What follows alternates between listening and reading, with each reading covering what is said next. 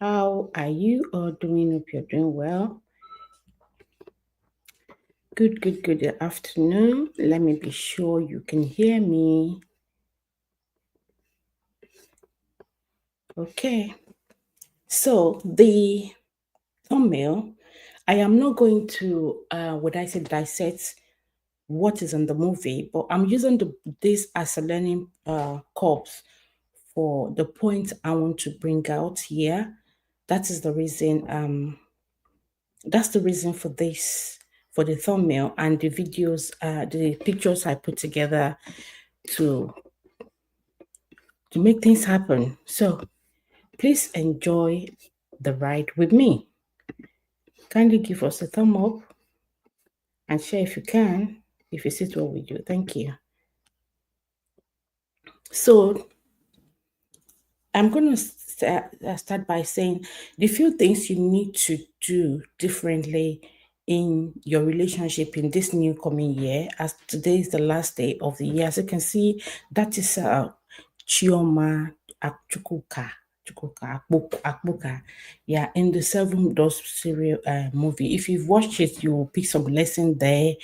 Apart from the cultural lessons that needs to be observed there are certain things that was pointed out that I put down, and even some reviews that I saw online, I picked some lesson out there. So I thought I should review it. Over the years, I've noticed that those who ignore their love life to focus on other areas of life always end up ignoring other areas of their life to face their love life. Should I repeat that again? Over the years, I've noticed that those who ignore their love life to focus on other areas of life always end up ignoring other areas of their life to face their love life because they feel they can just ignore their love life, but they find out that they are coming back again to um, fix their love life. So for some, it works just fine. For others, it's too late and all they have left is just regret, and we don't want to face regret. So for those who this may apply to, try and face things or try these things to experience a blissful relationship, either with your families, if you're married, if you're in a relationship, or if you're yeah, it could be even with your siblings, your co-friends as well. So if you're in a relationship with your partners, you guys are getting married, you're already married and all that. First point I put down is treat your partner the way you want to be treated. Treat your partner the way you want to be treated. Sometimes the way you want to be treated that you're treating your partner, it might not be reciprocating. Don't give up yet, and you need to communicate that to your partner so they know this is how you want to be treated. Ask them how would they like to be treated, and if the way they want to be treated does not sit well with you, or does not align well with your own faith, you need to discuss it as well.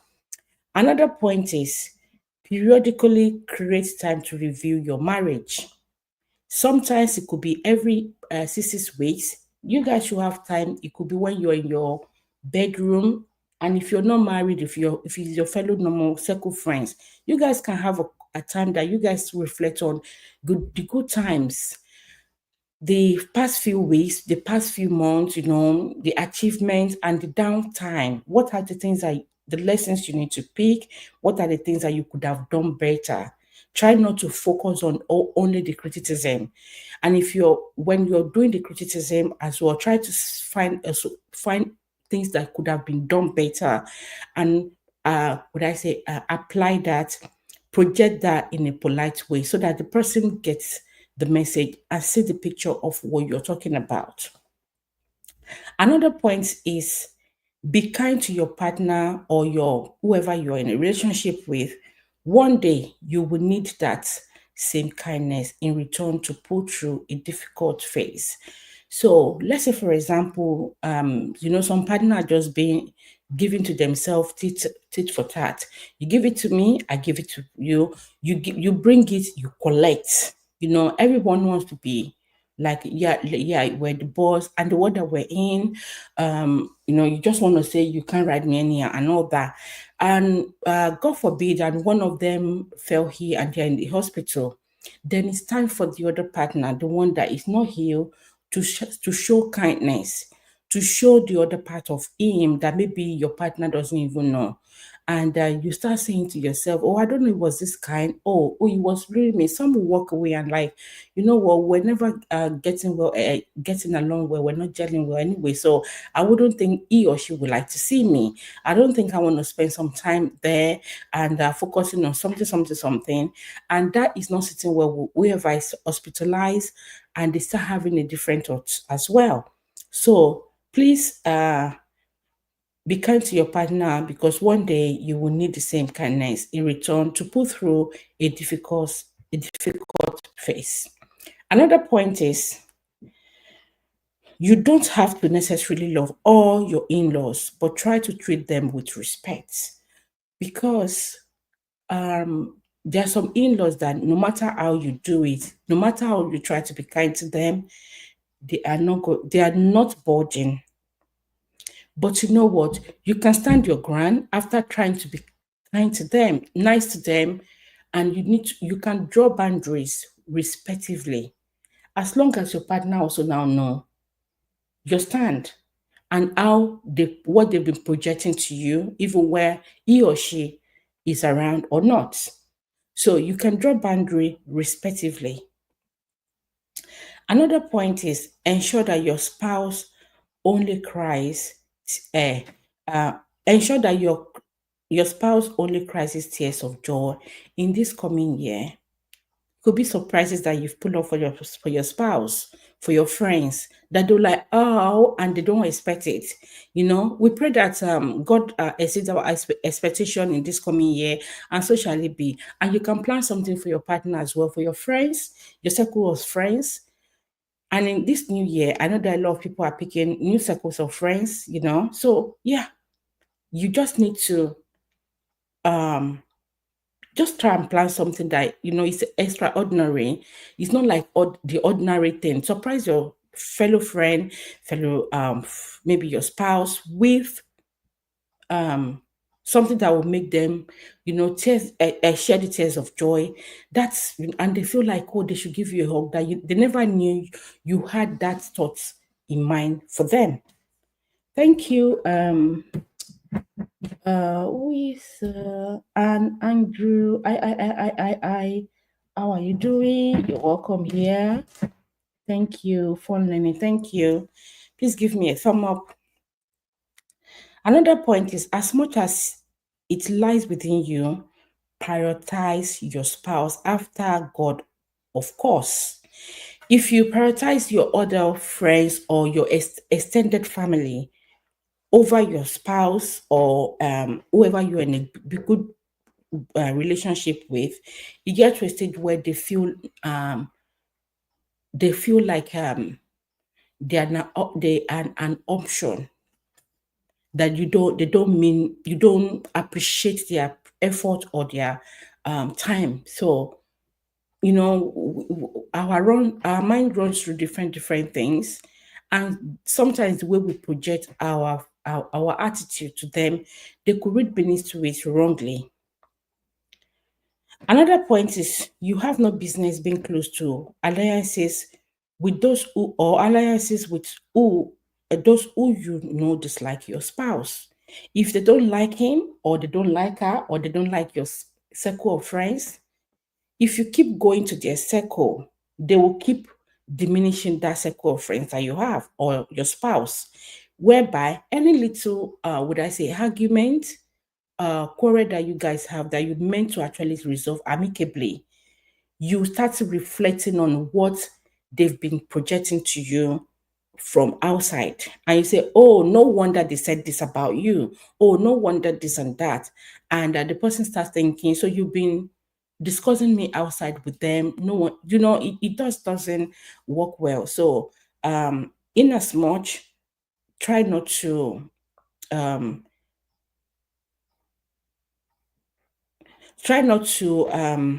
allow or sit with those who dislike circle of friends, your spouse, or people that you're in a relationship with. Okay. Another one is no spouse will feel happy with a spouse who doesn't love his or her immediate family member. I was discussing this with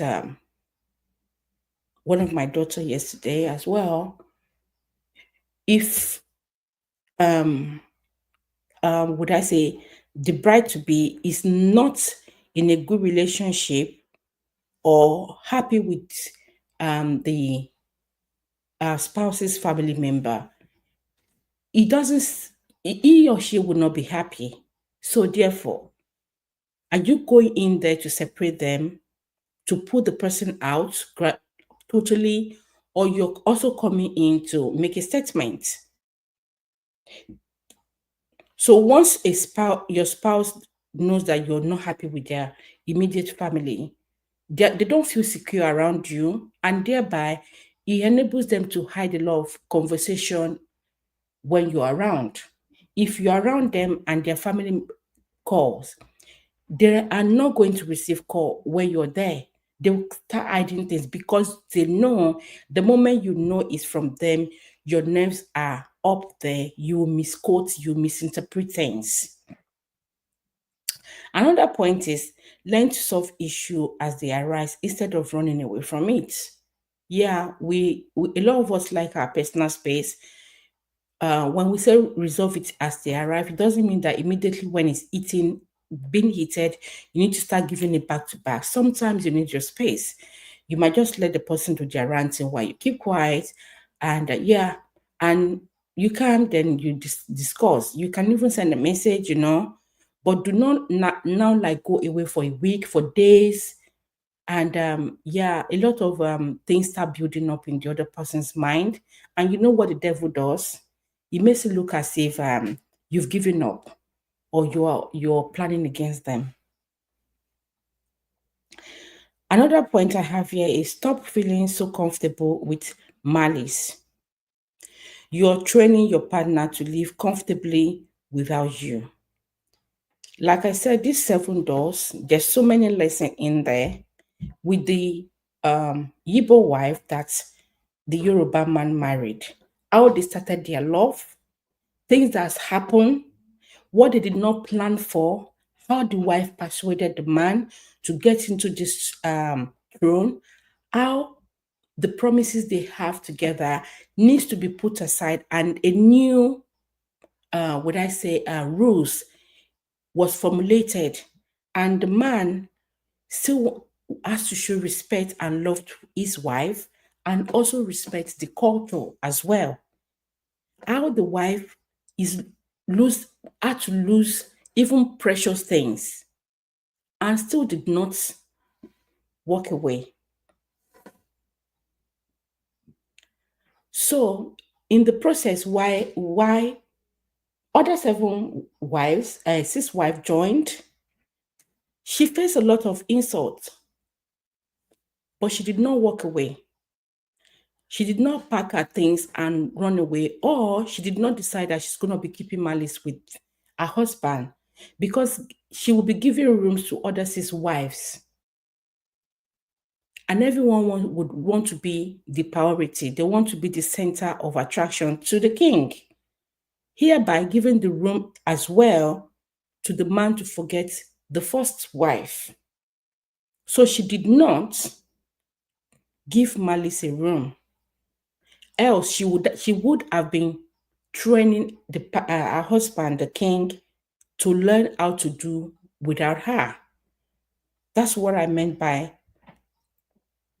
stop feeling so comfortable with malice, because you might be training the other person to live comfortably without you. It happens to us at home, our friends, and at work. In as much as you're trying to give your space, do not let them um, do not let your presence be felt not noticed. When you're present, when you're not there, they can't notice it. You mean nothing. Your past, present, and what you've done does not even reflect in their daily life. They don't miss you. it's not nice, it's horrible. I remember when we were growing up, and I used to tell people this once in a while, like, we had a madman that lives near uh at the very gate of the entrance of the house. And we'll usually complain that, oh, he's messing up the front gate. He pick pieces of things, we keep trying to pick them up, you know. But there was a day that we found out that this man was kind of not that active, and he was so sleepy. Before you know it, he got sick and we couldn't find. We just noticed, oh, that madman wasn't there anymore. The second day, we started getting worried. We started asking around. Do you know by the time we found this madman, I'm sure you guys know the end of the story. So, okay, so resolve to trash issue before going to bed. Most times, if you guys are together, we try to resolve issue or try not to sleep on that issue undiscussed. You can do some chats like, you know what, we can talk about this thing when we're all cool off. You know, you wish the person a good night's rest, and let them know that you still care. Everyone wants to know, both of you still know that you guys are not kind of calm with the situation and you're angry or upset. But you know what? It's there that we're still together. That's it. Another point is, I know a lot of people wouldn't agree with this, and it's okay, but as much as you can, share a common room together if possible. Some people want to have their own room. I would love to have my room as well, but if you have a common room together that you guys will always go to some, if you have your separate room, it will also help to resolve issue. Then if it's your fellow friend, you guys should have a common place where you usually kind of meet as well, where you can also still go there. Some people have communal room, sitting room, the lounge where they will sit, and before you know it, maybe they're watching the program on TV, just got them to start conversing, and they discuss issues of the past and how to resolve it. Another one is, anyone who makes you constantly fight with your spouse should be avoided. If every time they see you, they're talking about your spouse in a bad way, blah, blah, blah, and you start, you need to avoid their circle. If you don't avoid their circle, they're going to, would I say, implicate or stain the vibe you have for your spouse. You might be going on to meet your friend, your spouse, with resentment, with a hand they said, or with questions. So another point is, if your spouse doesn't feel comfortable with a particular person hanging around you, pause to find out why. This has saved a lot of people from avoidable temptation. Pause to find out why. You can find out why from the spouse.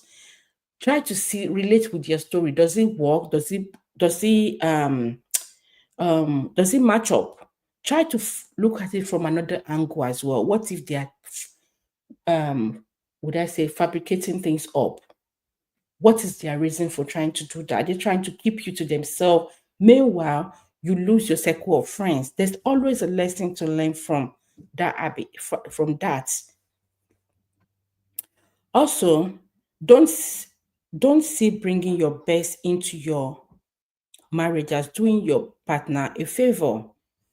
You are first of all doing yourself a favor. Some people, we women and other people today, oh, I'm doing my best. I'm doing my best. We all have to do our best, but don't see it as you're doing your spouse a favor, because it will reflect in your action one day. We are not perfect. There will be a time where we did what we were not proud of, and it will bring you might end up saying that words like, I'm doing you a favor, and they wouldn't like to hear that.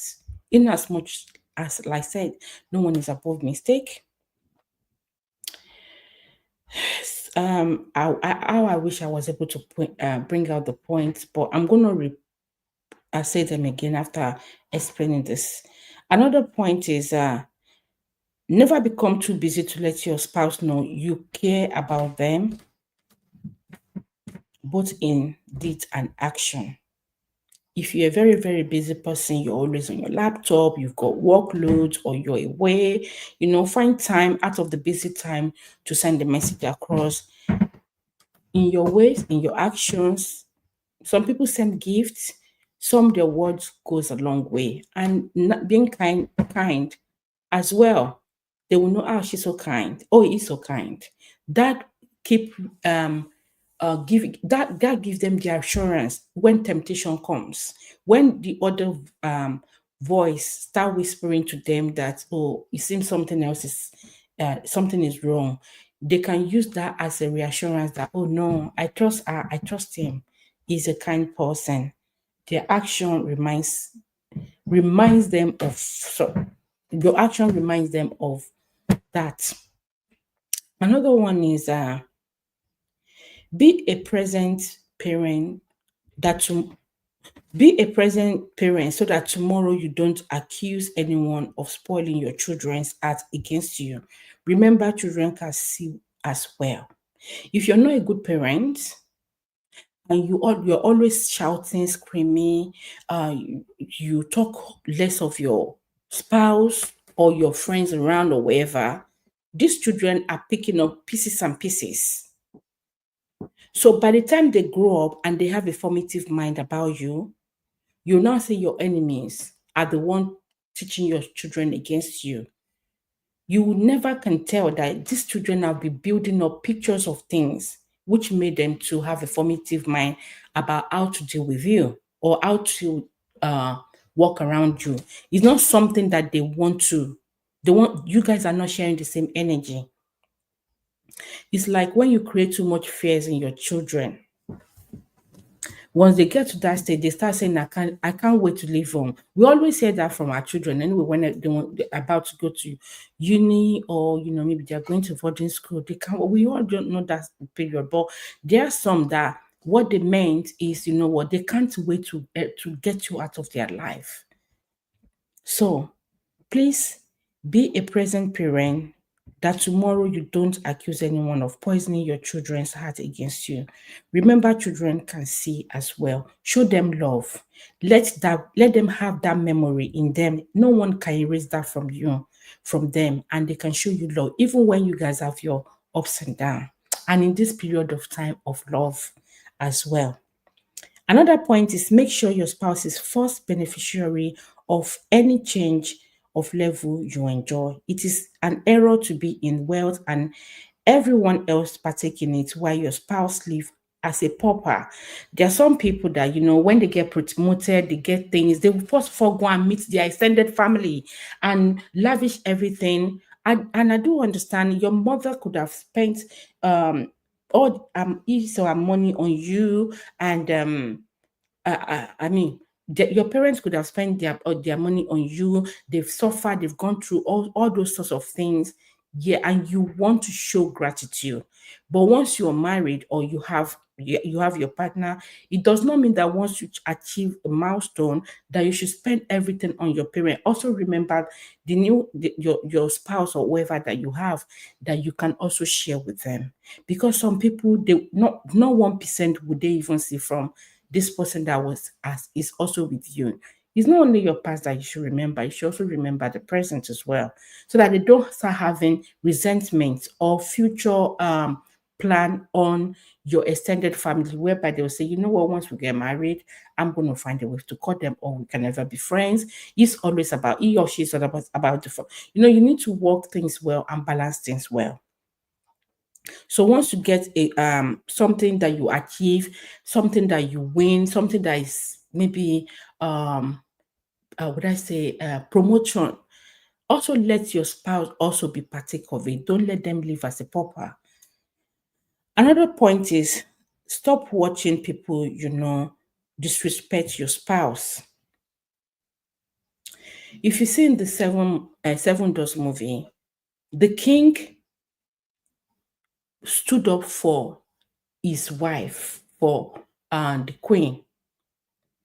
When the six wives they try very hard to humiliate her, when the chiefs try to humiliate her, when they try to just make sure she walks away, It's not as if she doesn't have the thoughts. She get tired and everything, and she cried. It wasn't easy. But the king also stood by her and also tried to keep his promises with the wife, and they were able to work things out and plan on how to make things better and enjoy the throne. So I was explaining here. Okay, stop watching people to know people you know disrespect your spouse. I said this often, is shameful if people who claim to respect you cannot accord the same respect to your spouse. This is something differently. There's something differently wrong somewhere. If they say they respect you, they should accord the same respect to your spouse. Else, it's not when they see you, they start showing you love. But when your spouse come, they start dragging your spouse as if he or she is your housemate. And if you don't show any reaction, then they will carry on that way. The way you react or handle the issue determines how they're going to treat her the next time, even when you're there. Okay. So another one is be fast to apologize when wrong. Stop forming hard man or hard woman. It's scary how people treat the other person that can quickly act should their life be in danger. Another point is resolve in your mind to be better partner than revolve in your mind to be a better partner than you were this year. There's always a room for improvement. If you think you've given your best this year, ask God to give you more grace and more strength. You see, another side of you can come out. It might be that will change your spouse's mind draw your spouse's mind more closer to you. Once you notice you are falling out of love with your spouse, don't ignore that feeling. Start working on getting back on track, because you always have to work on your relationship. The way you guys started the relationship cannot always carry on that way. You need to always find a way to spice up your relationship. And it's part of what you guys will discuss when you're um, reviewing maybe your relationship on what to work on. Create time to nourish your marriage. Stop leaving the success of your marriage to chance. That's another point. And another point is know that the same way you might be tolerating one or two things you don't really fancy in your partner, they are also tolerating yours as well. Not all partners can tell you, I'm trying to tolerate this with you. And if they say it, you might quote the word wrong. Like, what do you mean by tolerating? Like, you can't stand me, or you soon run out of patience or whatever. So know that there are certain things that they cannot also say out. It could be because of your reaction, or they are giving it time and asking God for grace.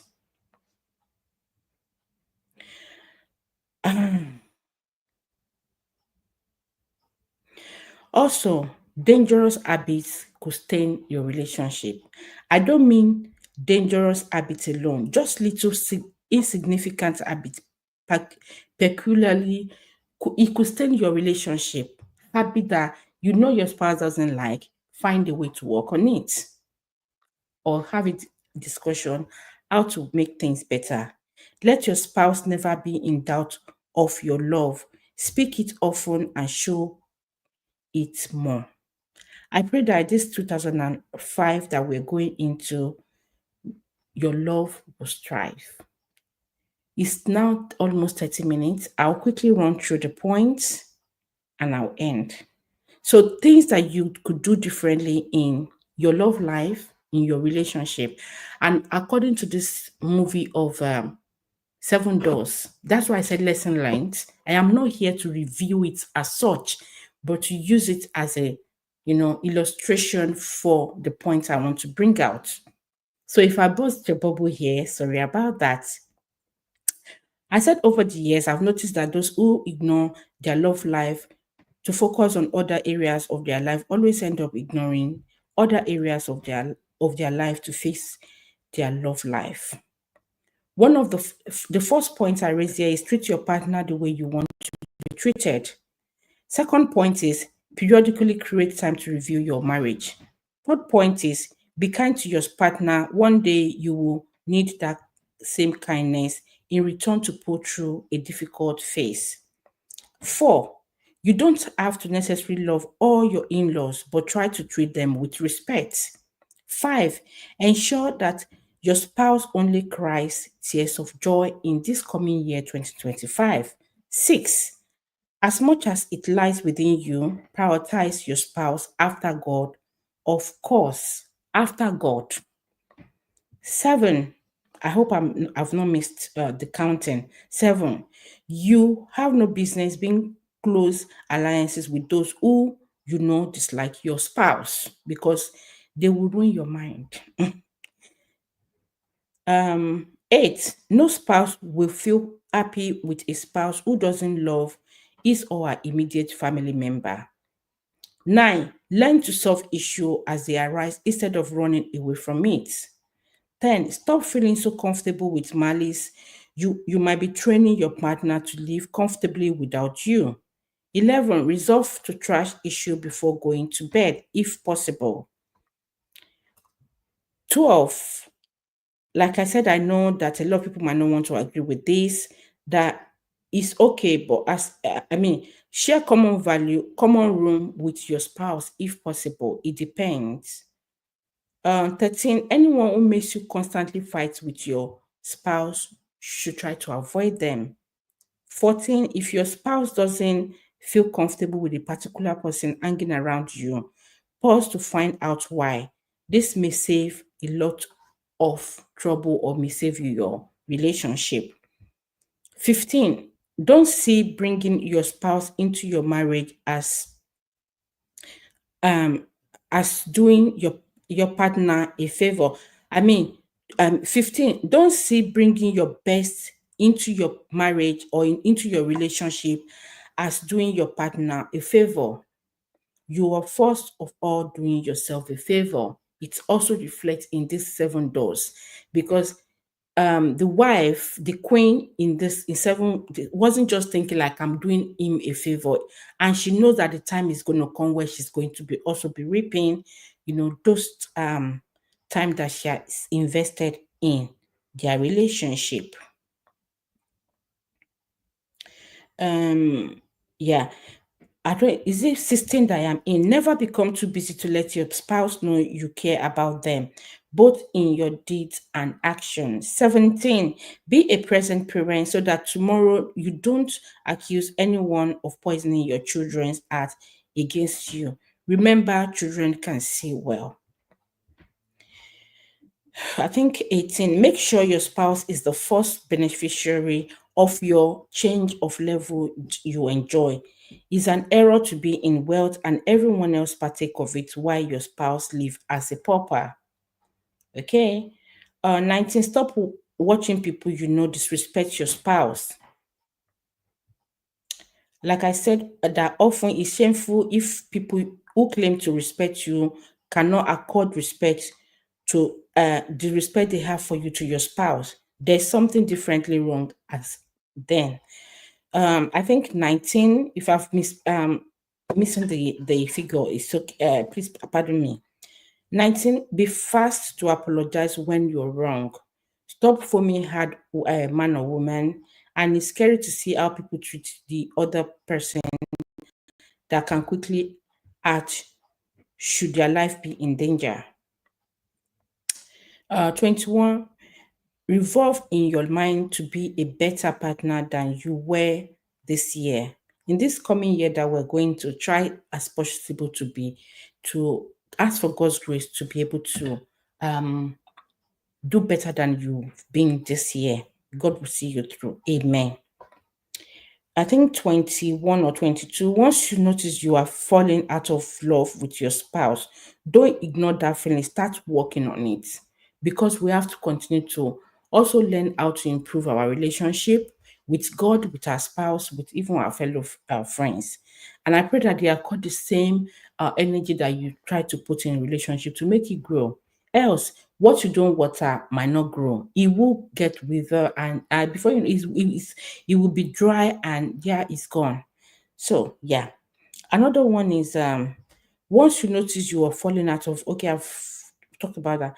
I think I'm on 23 or 24. I can't 23 or 24. Create time to nourish your marriage. Stop leaving the success of your marriage to chances that whatever comes. Yeah. And 24 or 25, know that the same way you might be tolerating one or two things you don't really fancy in your partner, they also are tolerating something from you as well. They might not vocalize it, or they might not tell you. Some, the day they decide to speak it out, you'll be shocked. Like, so you actually have this kind of thing in mind. And yeah, that means that's part of them that you don't even know. Yeah. And let your spouse never be in doubt of your love. Speak it often and show it.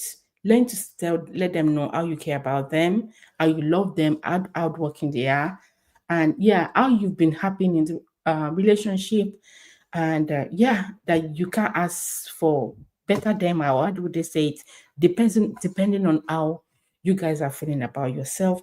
And I pray that in this coming 2025, that your love life will strive well. Amen. Please do well to give the video a thumb up and share if you can. I will appreciate that. This are part of the lesson I learned from this Seven Doors movie. And just a reminder that this Seven Doors movie was this picture where the picture were compiled just for illustration purposes. For illustration purposes, so that I'll be able to would I say bring out or point out my I'm trying to make this thing move. I don't know, maybe I've done something wrong. No, I didn't do anything wrong. Okay, scroll banner. Oh, that's what I should have done since.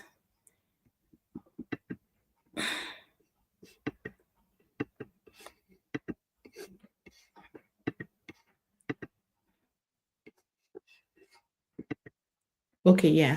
So that's it. Thank you very much for everyone. God bless you. I pray that you have a good entrance into the new year, and your love life or any relationship you're going to meet, the one you already have with your close friend, with your family, with your spouse, with your partner, with whoever, will thrive well in Jesus' mighty name. And we will do better, better and better, better and better. And the one that are not supposed to be in your circle, something will come up. They will either work out themselves by not giving you any headache or heartbreak. Yeah. And for everyone that is in a wrong relationship, I pray that everything is fixed in Jesus' mighty name. Wishing you a good entrance into the new year. Take care, guys. Bye bye.